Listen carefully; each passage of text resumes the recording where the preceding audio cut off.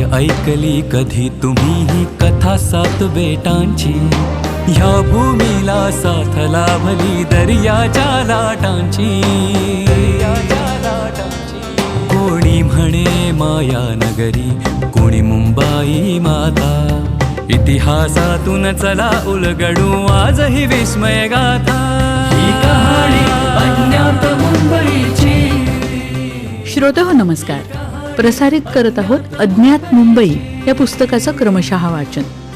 लेखक नितीन साळुंखे, वाचक स्वर ओमकार गोवर्धन आणि केतकी थत्ते, संकल्पना शैलेश माळोदे आणि सादरकर्त्या ज्योत्स्ना केतकर.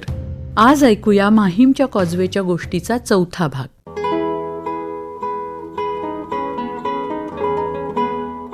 दिनांक 8 एप्रिल 1845 ह्या दिवशी मुख्य मुंबई पश्चिमेकडे साष्टीशी जोडली गेली आणि मुंबईच्या पश्चिम किनारपट्टीच्या आधाराने वसलेल्या लहान गावांचं रूपांतर हळूहळू उपनगरांमध्ये व्हायला लागलं. मुंबई वाढू लागली.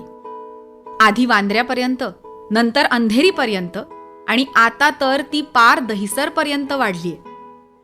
अजूनही तिचा विस्तार होतोच आहे. पश्चिम किनारपट्टीला धरून उत्तरेच्या दिशेने वाढणाऱ्या मुंबईचं सर्व श्रेय संपूर्णपणे ह्या लेडी जमशेदजी रोड आणि लेडी जमशेदजी कॉजवेला जातं.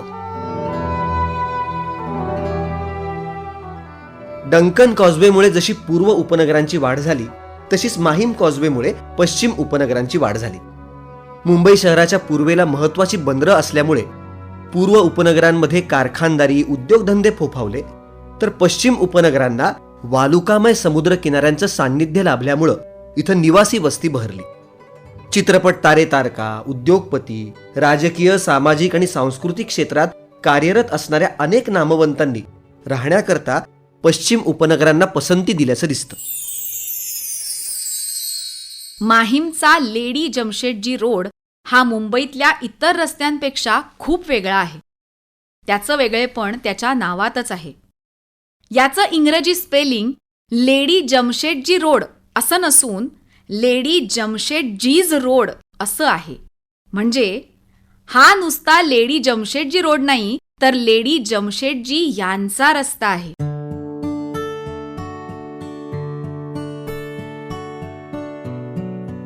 माहीमची भांडार गल्ली आणि लेडी जमशेदजी मार्गाच्या जंक्शनपाशी एका काळ्या रंगाच्या शिलेवर हे नाव कोरलेलं वाचता येतं.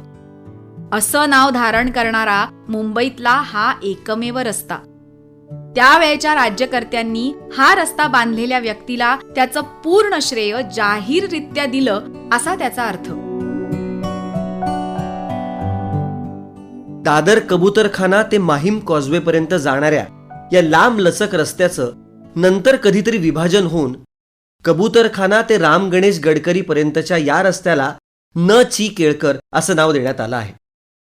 गडकरी चौकापासून कॉजवेपर्यंतचा रस्ता मात्र जुन्याच नावानं ओळखला जातो. त्याचंही आता लघुरूप LJ रोड असं झालेलं आहे. हे खरं तर विकृतीकरण आहे, पण मुंबईतल्या सर्वच नावांबद्दल ते आता झालेलंच आहे.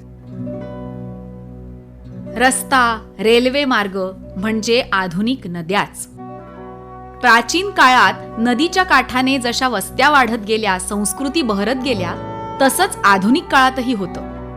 हा रस्ता तयार झाला आणि कबूतरखान्याच्या पुढे माहीमच्या दिशेने हळूहळू वस्ती वाढत गेली. या रस्त्याने चालताना जर नीट निरीक्षण केलं तर काही इमारतींवर त्या इमारतींच्या निर्माणाचं वर्ष लिहिलेलं दिसतं. साधारण 1870 पासून पुढच्या काळात या रस्त्याच्या शेजाराने इथे माणसं राहायला आलेली दिसतील.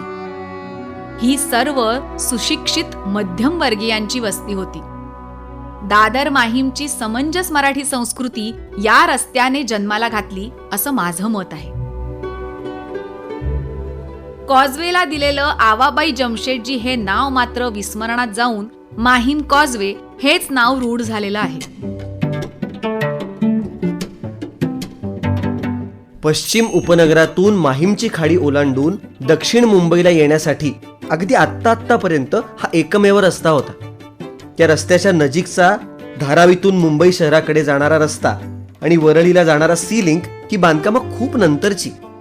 वांद्रे वरळी सी लिंकनं तर अद्याप वयाची 20ही पूर्ण केली नसेल. आजचा लेडी जमशेदजी मार्ग दादरच्या राम गणेश गडकरी चौकातून सुरू होतो. तो माहीम चर्चवरून जात माहीमची खाडी पार करून थांबतो. इथून पुढे ह्या रस्त्याचं नाव स्वामी विवेकानंद मार्ग SV रोड असं होतं. माहीम कॉजवे वरून माहीमहून वांद्र्याला जाताना जिथे कॉजवे सुरू होतो तिथेच डाव्या हाताला पुलाच्या कठड्यावर कॉजवेची दुरुस्ती केल्याची माहिती देणारी संगमरवरी पाटी आहे.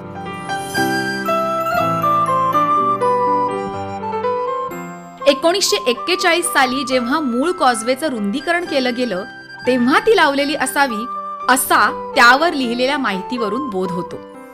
त्या पाटीवर पुलाच्या उद्घाटनाचं वर्ष 1843 असं लिहिलेलं आहे. पण शासकीय गॅझेटमध्ये त्या पुलाचं उद्घाटन दिनांक 8 एप्रिल 1845 रोजी झाल्याचा उल्लेख आहे आणि तोच बरोबर असावा. उद्घाटनाच्या वेळीही तशी पाटी लावण्यात आली असणार, पण ती आता कुठे असेल कुणास ठाऊक. लेडी जमशेदजी यांनी माहीम कॉजवेच्या बांधकामाचा खर्च का उचलला याच्या मागे गतकाळात 2 आख्यायिका प्रचलित होत्या. पहिली म्हणजे आवाबाईंची वांद्र्याच्या जरीमरी मातेवर श्रद्धा होती आणि तिच्या दर्शनाकरता त्यांना बोटीतून वांद्र्याला खाडी पार करून जावं लागायचं.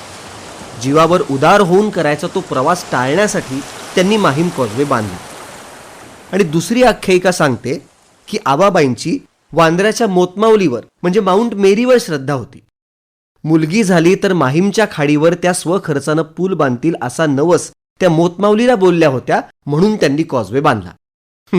आता यातलं खरं काय आणि खोटं काय हे त्या लेडी जमशेदजीच जाणोत, पण त्यांनी पूल बांधला तो माहीमची खाडी ओलांडताना बोटी बुडून गरीब मुंबईकरांची प्राणहानी आणि वित्तहानी होऊ नये म्हणून. शुद्ध मानवतावादी विचारातून केलेली ही कृती होती. मुंबईतला पारसी समाज धनाढ्य, परोपकारी आणि कनवाळू आहे. याची शेकडो उदाहरणं इतिहासात सापडतात. समाजाकडून कमावलेलं धन सामाजिक कारणांकरताच खर्च करण्याची पारशी समाजाची परोपकारी मानसिकता आहे. या पारशी समाजाच्या परोपकारी मानसिकतेच्या परंपरेशी सुसंगत असंच आवाबाईंचं वागणं होतं.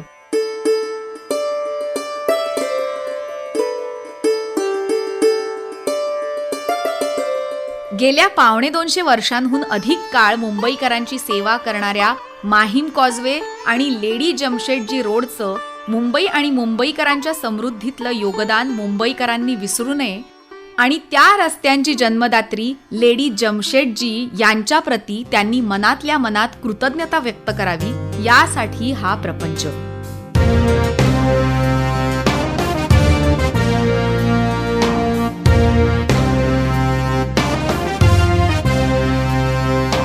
काय ऐकली कधी तुम्ही ही कथा 7 बेटांची. आज आपण ऐकत होतो माहीमच्या कॉजवेच्या गोष्टीचा 4था भाग. आणि श्रोते हो, ही होती माहीमच्या कॉजवेची गोष्ट. अज्ञात मुंबई या कार्यक्रमामध्ये उद्या आपण सुरू करणार आहोत दादरच्या टिळक पुलाची गोष्ट. अज्ञात मुंबई. लेखक नितीन साळुंखे.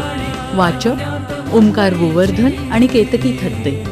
शीर्षक गीत समीर सामंत. शीर्षक गीताचं संगीत सुखदा दापके. गायक मंदार पिलवलकर. ध्वनी प्रभाव परीक्षित भातखंडे. निर्मिती सहाय्य रोहिणी पाटील आणि क्षितिजा सहकारी. संकल्पना शैलेश माळोदे आणि सादरकर्त्या ज्योत्स्ना केतकर. कष्टले ही मुंबई घडताना, चला पाहूया काही खुणा ज्या कथा सांगतील आता. इतिहासातून चला उलगडू आजही विस्मय गाथा. ही कहाणी